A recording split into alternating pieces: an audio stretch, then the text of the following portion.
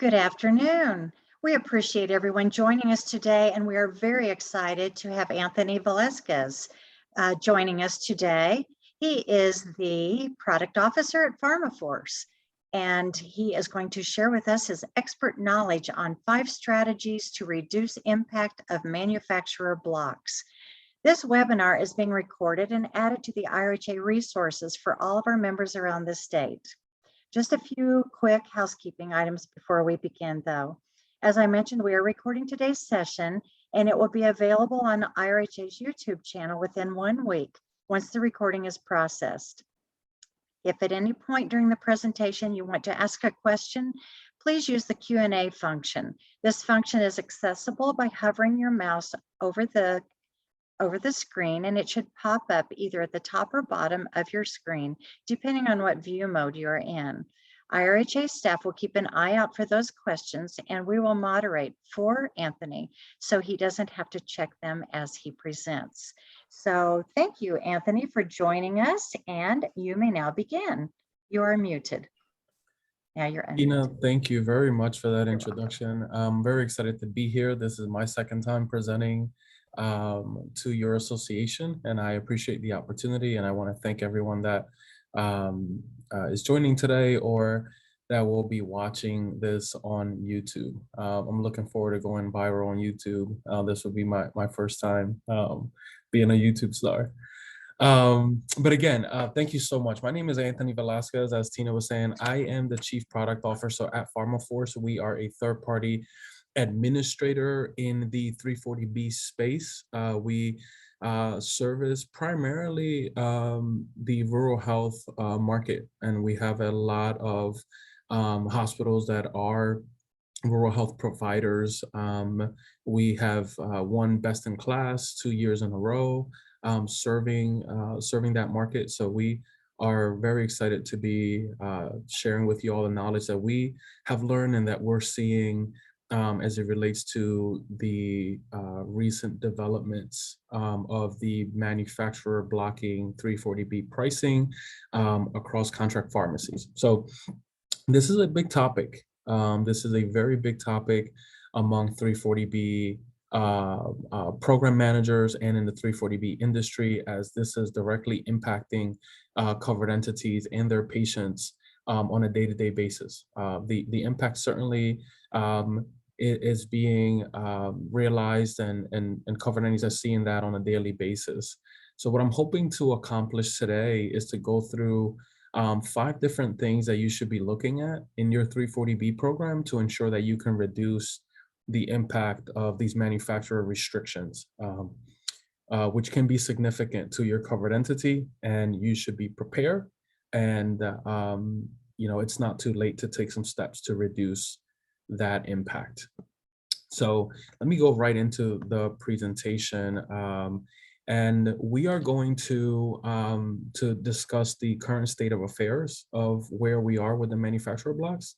We're going to go through some of the 5 things that I would like to share with you all. Like, for example, check off the basics. There are some basics things that every covered entity should be doing to ensure that they are prepared and understand what's going on, selecting a pharmacy, utilizing a mail or home delivery strategy, monitoring overpayments, and networking with others. So as I get started, I also wanted to share my background is from the covered entities perspective. I spent 8 years working for covered entities on the covered entity side before I came over to the third-party administrator side. So I have sort of both perspectives, and I'm going to be sharing, how those 2 things sort of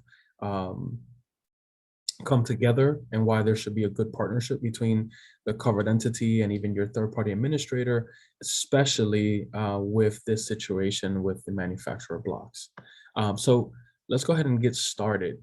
So here's the latest news on this, and I think what we're seeing is some entities are very knowledgeable what's going on. Other entities are trying to sort of keep up with all of the new information that's coming out. It almost feels like every week there's a new manufacturer that is blocking 340B pricing. But in summary, There are now 16 manufacturers that have sent out letters to 340B covered entities, where they are in some way, shape, or form blocking 340B pricing from being loaded to accounts used at a contract pharmacy relationship. Um, it seems that the impact varies. So we're seeing hospitals certainly being targeted more. There are some manufacturers who are saying, these restrictions only apply to hospitals, but do not apply to grantees. There are some manufacturer restrictions that are very specific to an entity type. So there are some that says, these apply to critical access hospitals and dish hospitals and and rural referral centers, et cetera. But some are kind of more broad where they're saying this applies to everyone. So there's definitely a big mix in terms of what is who is impacted by each individual manufacturer. The demands are inconsistent. There are some manufacturer restrictions that are allowing you to select one contract pharmacy relationship where the 340B pricing would be available in cases that you don't have an in-house pharmacy. But if your covered entity has an in-house pharmacy, then they will not allow you to have 340B pricing at a contract pharmacy.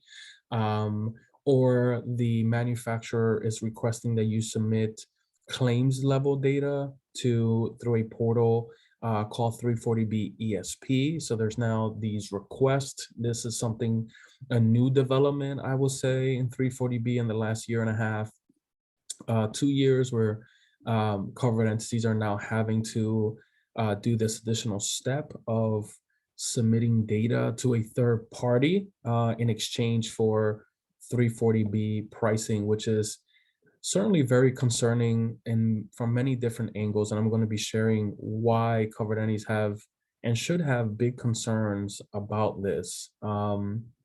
So there are, as I mentioned, of the 16 manufacturers that are blocking the 340B pricing, some of them are the really big ones. You have AbbVie and Amgen, AstraZeneca, Boehringer Ingelheim, Bristol Myers Squibb, Eli Lilly, Gilead, GlaxoSmithKline, you name it. Some of the biggest providers of medications, in the 340B space and just in general in the United States are now in some way, shape, or form blocking 340B pricing.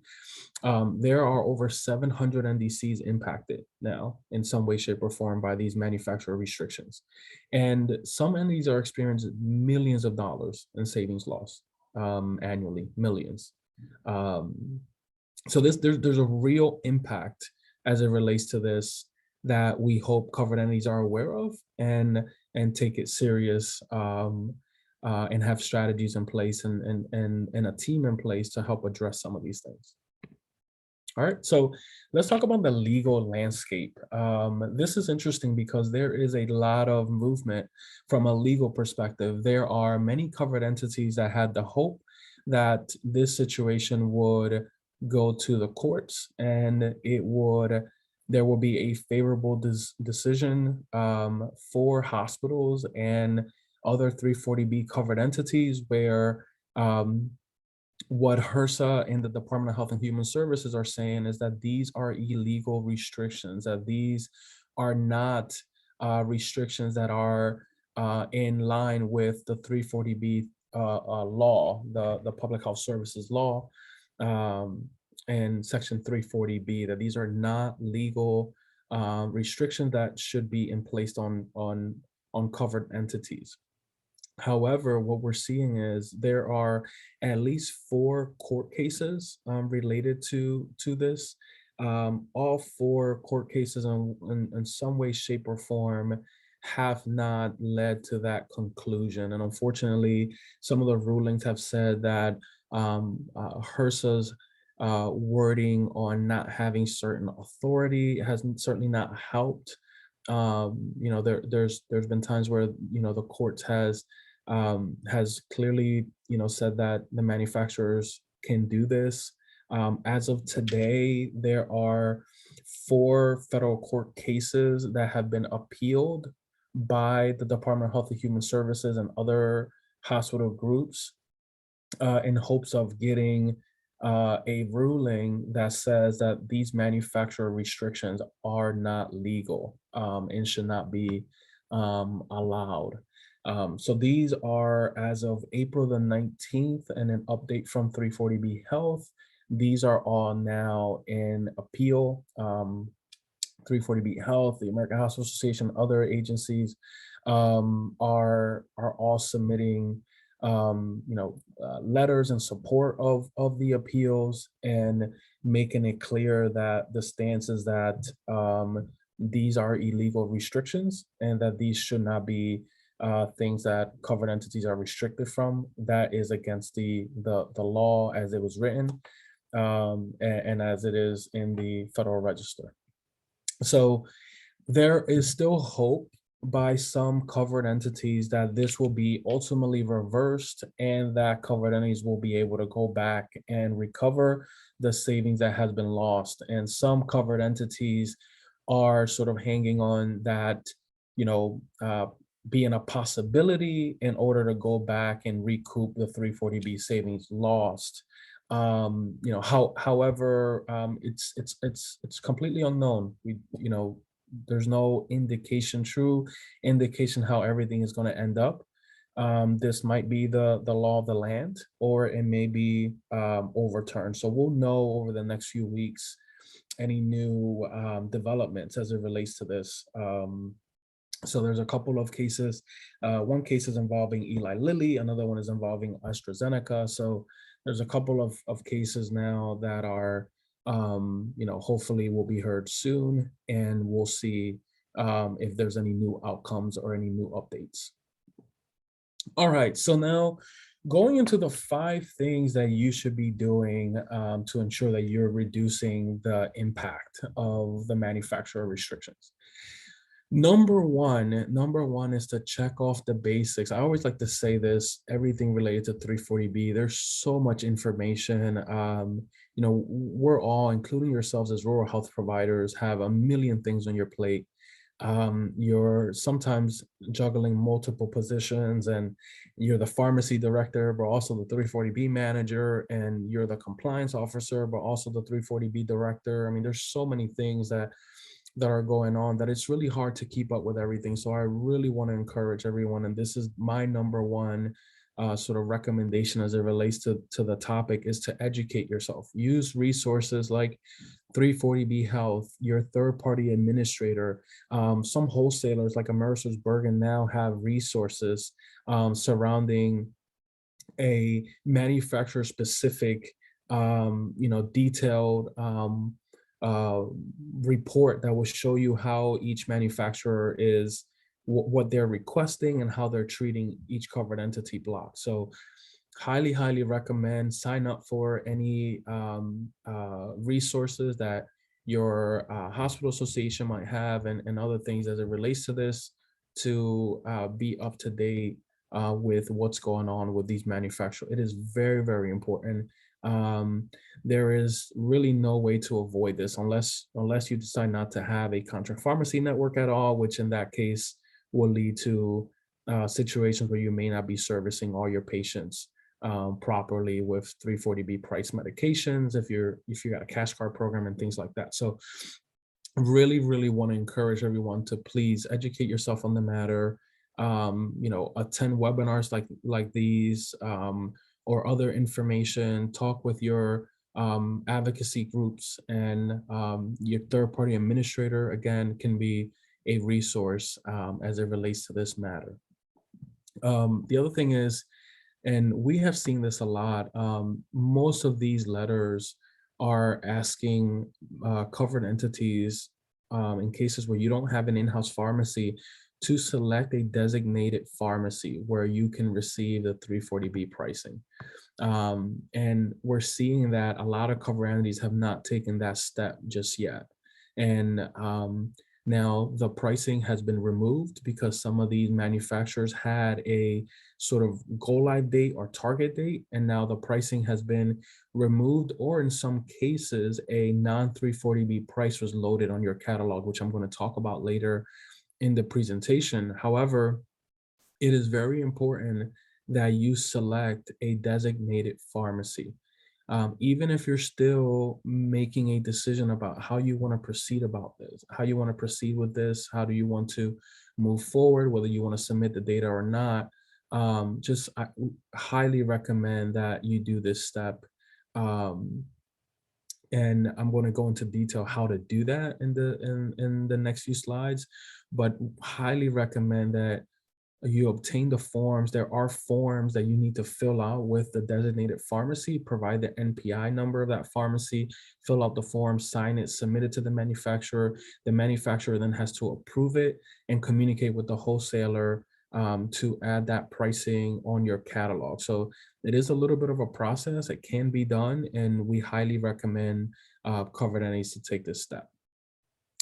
The other thing that I think covered entities should be doing is please, please, please work with your third-party administrator, work with your TPA. These NDCs should be blocked at your contract pharmacies where the pricing is not offered. What we are seeing and what we're hearing in the market is that when the covered entity was made aware of this, if there was no immediate action taken by their third-party administrator or by the covered entity themselves to ensure that these NDCs will not be ordered, these NDCs are not being ordered at 3, 4, 6 times the pricing that it would have been at 340B. They're being ordered at a non-340B pricing. The wholesalers are adding non-340B pricing on a 340B account.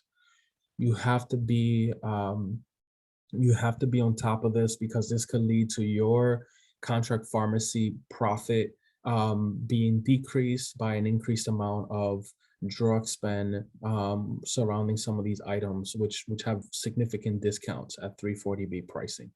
So, if you haven't done this, reach out to your TPA, ask about how are you blocking these NDCs, how are you ensuring that I'm not overpaying, work with your account manager at your TPA, make sure that you understand how this process is happening in your program today. Okay, so that is sort of step number one, checking off the basics, making sure that you are aware and educated on what's happening from the broader landscape down to the individual contract pharmacies in your program today. All right, now, as I mentioned before, I said, select a contract pharmacy, right? And you might have the question, well, how do I even do that? Like, how do I even go about knowing which contract pharmacy I should select? That's a great question. So first is, if you have an in-house pharmacy, which most rural health providers do not, it is an expensive operation usually.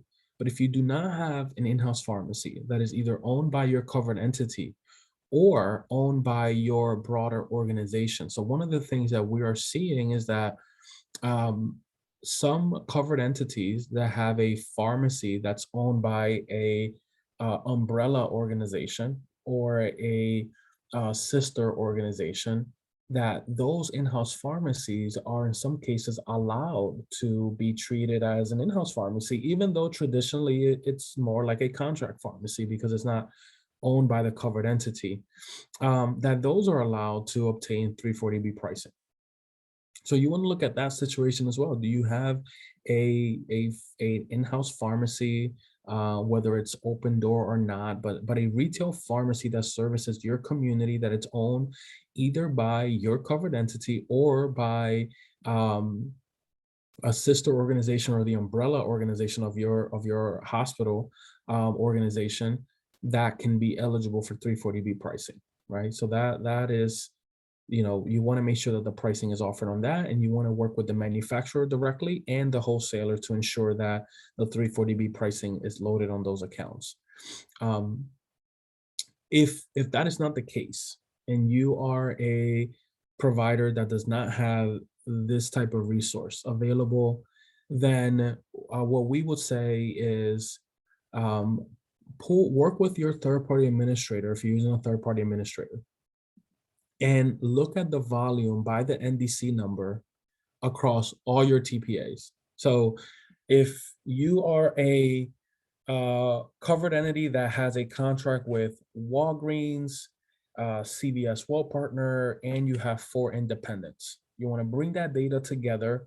You want to look at the volume by NDC. So if you're looking at restrictions from AstraZeneca, you want to look at those AstraZeneca NDCs.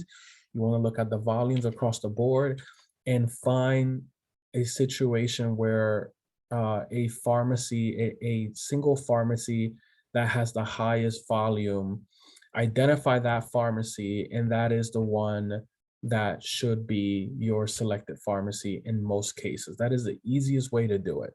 If you're a small provider, you know that you're only working with an independent pharmacy that's in your community, and you know most of your patients go there, then that's an easier decision, right? You don't have to go through all these data analysis and things like that. So that's also another way you can do it.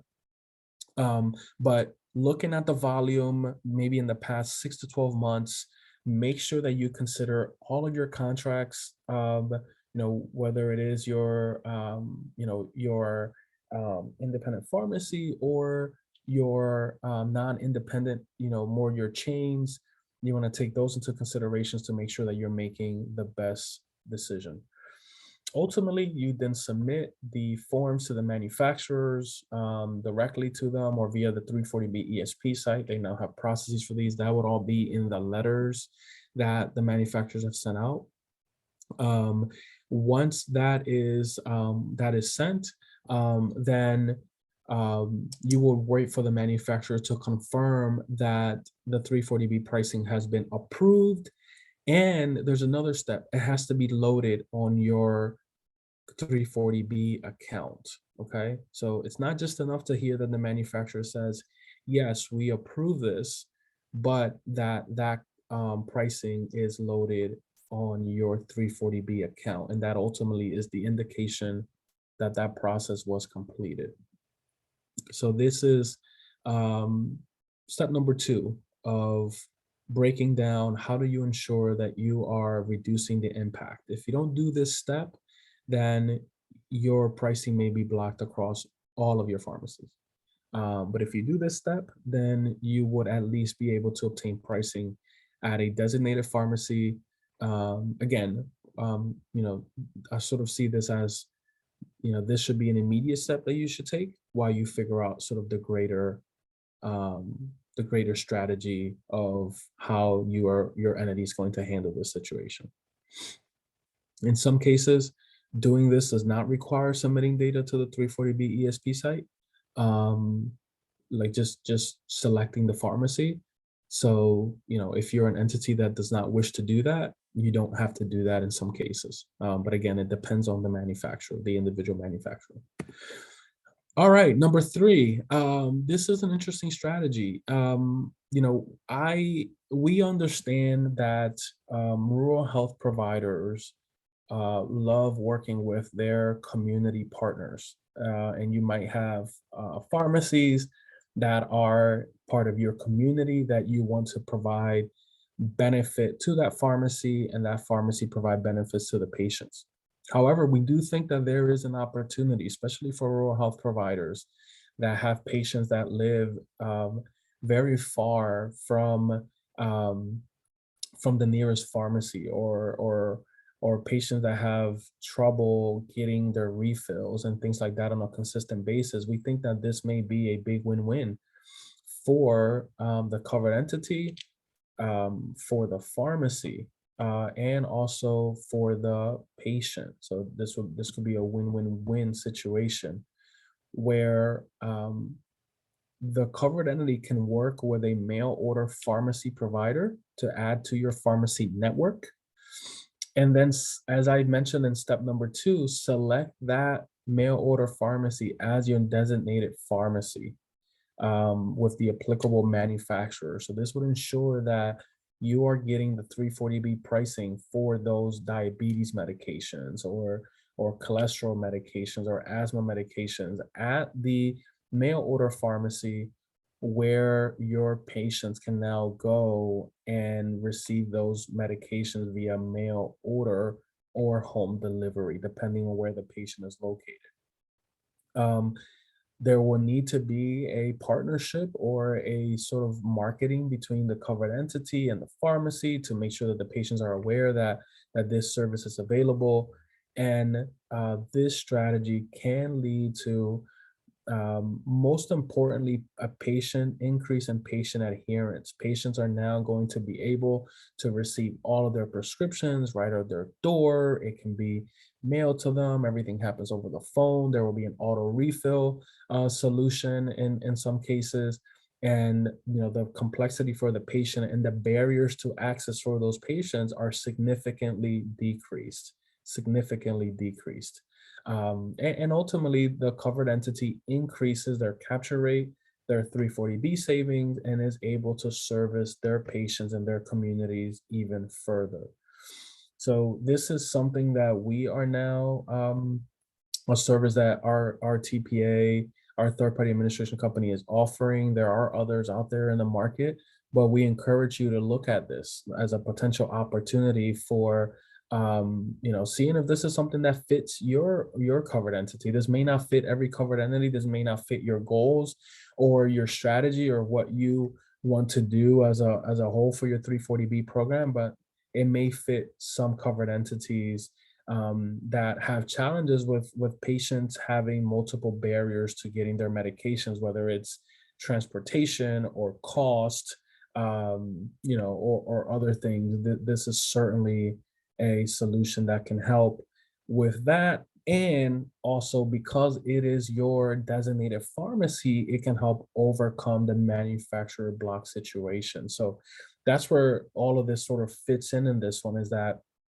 it's not only a new way to service your patients, but it's also a way where you can reduce the manufacturer impact, because now you have a designated pharmacy that is ultimately servicing your patients that are on a lot of chronic meds and or different situations where those patients can now have those medications delivered right to their doors. So I hope that makes sense.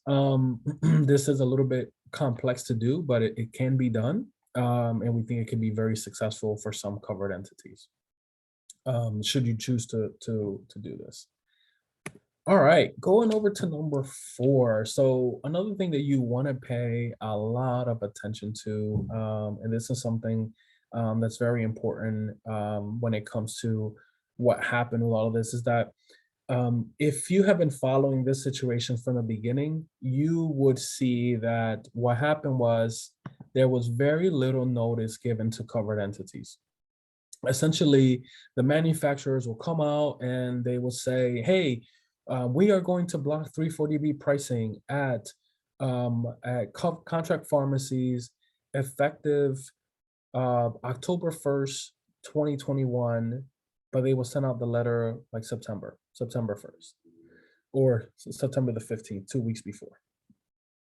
So there were a lot of situations where these manufacturer block letters were sent out with very minimal, if any, notice to the covered entities to really prepare for this, to really be ready to sort of weigh the situation, review the specific manufacturer blocks and make the right decision. There was really no notice in many cases. So what happened was that in a lot of cases the covered entity was not prepared. They didn't have enough time to work with their third-party administrator to be prepared for this. And what happened was that in many cases, covered entities overpaid for drugs that should have been provided at a 340B pricing, and they overpaid for those drugs significantly, in the thousands of dollars, if not hundreds of thousands of dollars. It all depends on um, you know, how much attention each covered entity was paying to, to each manufacturer notice. But certainly this was a big issue and continues to be. It is very important to monitor the price that's loaded on your catalog to make sure that you have a workflow in place that can block these NDCs if they're not providing access, on a 340B account or at a 340B pricing. We saw this a lot, and unfortunately, some of our covered entities were hurt by this, and covered entities are working now to try to recoup some of these overpayments.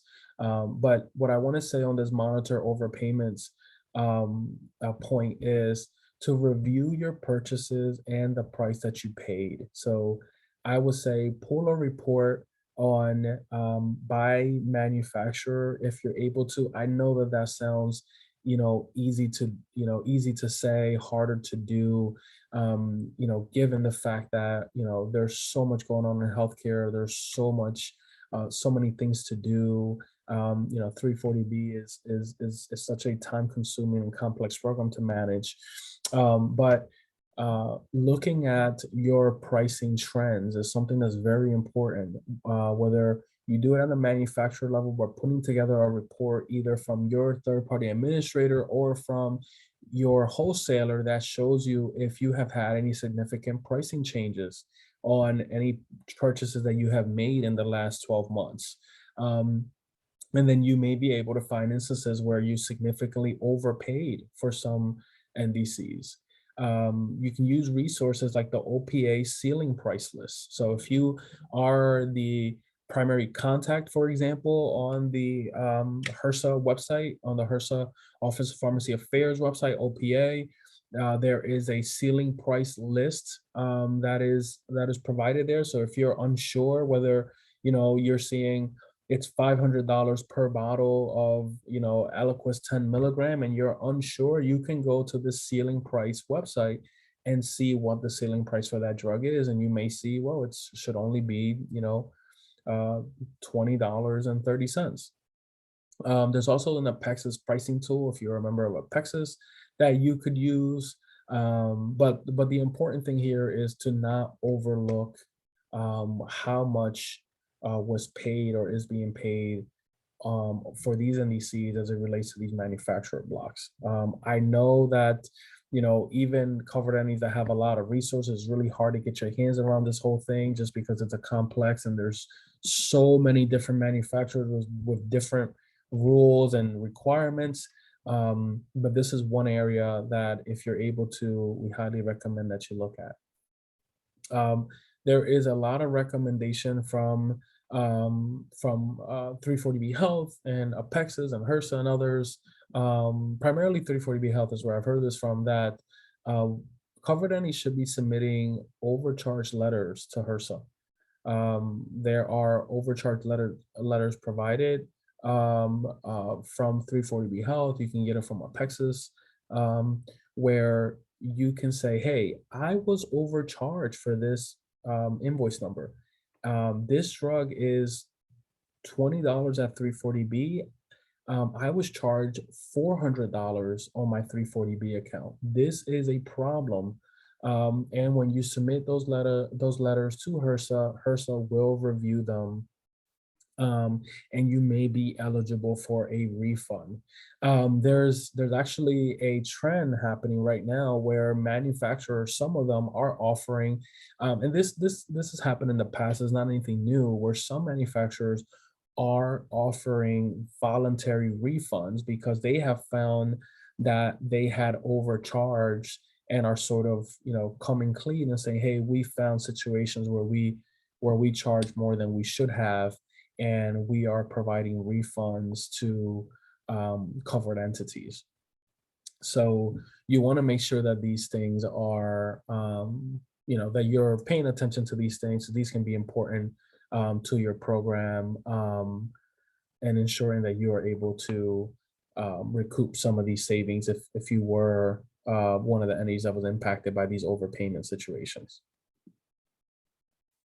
All right. So now going over to the last slide. So the last point that I want to make is don't do it by yourself. This is super difficult to navigate. There are so many different things going on right now as it relates to this topic. And we highly encourage covered entities to network with each other. Network with each other. I think that's something so important.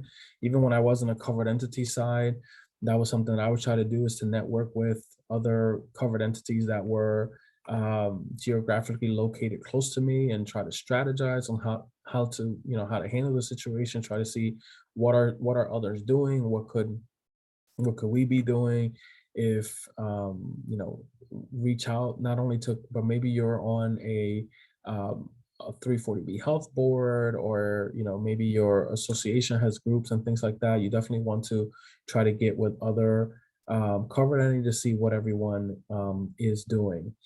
And really important, and one of the most important parts of this that I want to stress is work with your third party administrator.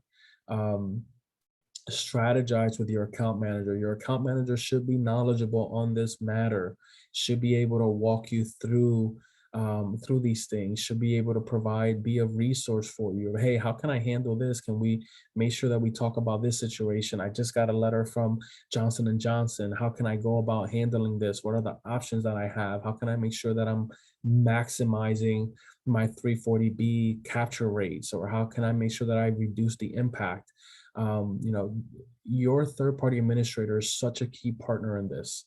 So strategize with your account manager if you have an account manager. um, see is there, do you have a process in place or a workflow on how to handle these as they come in? Are you reviewing these with your 340B committees if you have one? Or do you have a wholesaler account manager resource that can help you navigate this? I mean, the point is to network with each other, talk to others, see what others are doing, attend webinars like this, because this is such a complex situation. Learn about navigating independence versus gateway. So if you are working with a contract pharmacy that uses a gateway model, are they going to submit the data? Are they allowing you to submit the data or not for 340B ESP if you choose to do that? Certainly work with your advocacy groups if that applies and they're providing those resources. Work with your legal team if you have that level of resource available to you, of knowing how to navigate the situation. Um, because I do want to stress that, and I'm going to talk about the data submission to 340B ESP, but I do want to stress that we are seeing a lot of covered entities, sort of a little bit, and I don't blame the covered entities for this, because it's just such a, you have 16 different manufacturers, but there's a lot of confusion on the matter. There's a lot of clarification that needs to be done. Covered entities just deciding, I'm not sure what to do, I need help, what do I do? And this is why this is so important, is to don't do it by yourself. Find others, connect with your rural health association or others that can help in navigating through all of this. All right, now there's one more thing that I want to talk about, and that's the $1 million question that I always get. I always have either other 340B covered entities that know me, or clients, or just industry colleagues calling me, emailing me, hey, Anthony, what should we do? What are you seeing people doing? What are covered entities doing as it relates to this? And that is to submit or not submit to 340B ESP. As I mentioned earlier, there are tons of concerns with this new third-party vendor being part of this process. Um, for example, this new process adds a significant burden on covered entities to now submit this data they never had to submit before. And it leads to many questions of who owns the data? Can a covered entity submit data that is the contract pharmacy's process data? Is there are some PHI violation questions potentially?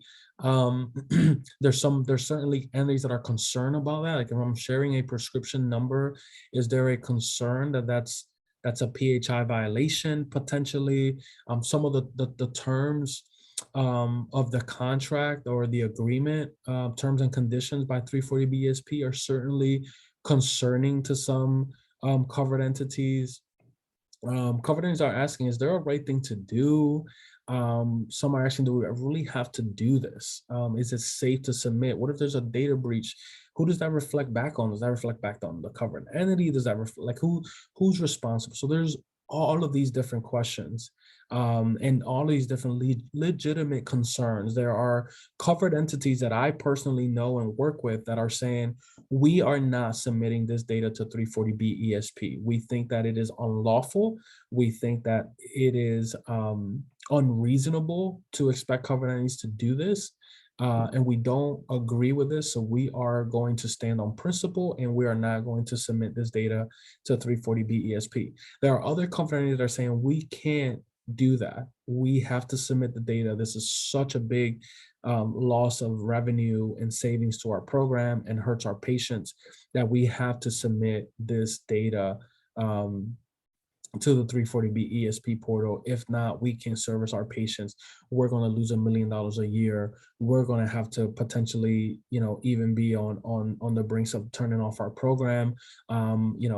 This manufacturer accounts for, almost all of our 340B savings. And if these specialty products are removed, then we don't have a 340B program. So there's a lot of questions around this. And the answer to that is, unfortunately, that there's no right or wrong answer.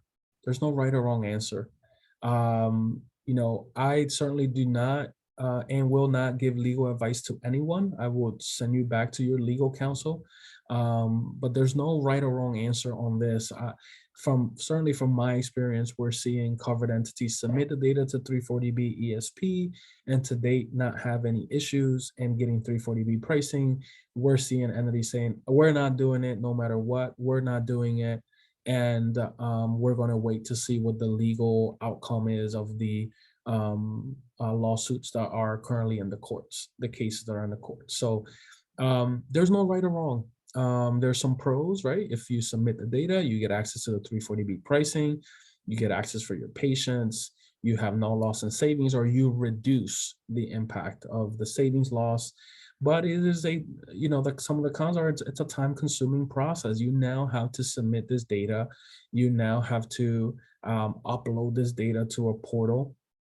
The data has to be submitted in timed intervals. So you have to submit this data bi-weekly in some cases, in most cases. So now you have to add this now as another thing to do on your plate, to submit this data bi-weekly to the 340B ESP portal. And again, it's not completely free. You're agreeing to terms and conditions that may put covered entities in a risky position should anything happen. And I hate to answer that question this way, but unfortunately, I'm not in a position to provide legal advice to anyone. And I highly encourage you to work with your legal team to do that. But I certainly want to say that from my experience in, working as the chief product officer and one of the largest TPAs in the market, and one that provides a lot of third-party administration to rural health providers, we're seeing covered entities doing both things. Some are submitting and some are not.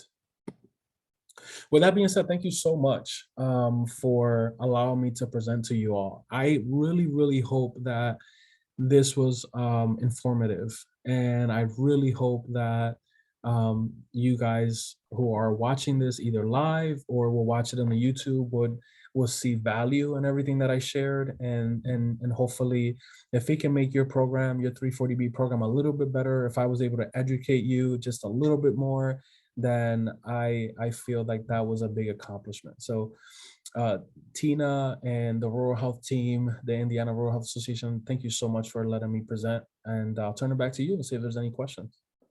Anthony, you have presented some timely information with some great advice. So thank you so much. And I hope that you have helped others with their questions. I see no questions for you in the Q&A function. So I believe that means you have covered your topic and objectives perfectly.